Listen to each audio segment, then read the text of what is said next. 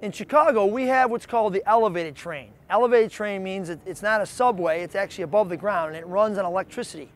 And if you know anything about the elevated train, you know that there's 3 rails in the track. The 2 outside rails are for the wheels of the cars. The middle rail is where the power is, the electricity.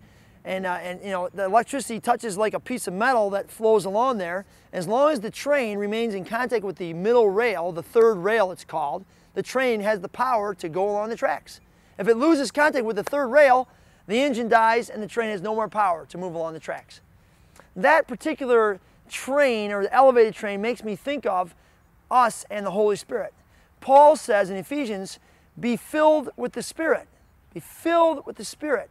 Remain in constant contact. It's interesting, the ancient Greek word for filled actually means to continually be filled. Each and every day be filled by the Spirit.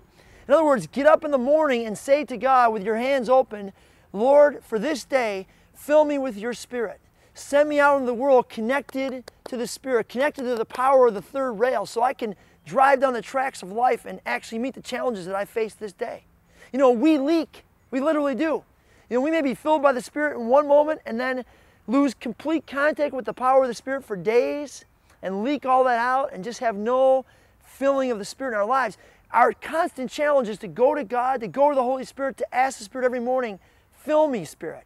Connect me to the power source so that I can actually live my life in a way that's supernatural, in a way that people recognize that God is at work in me and through me.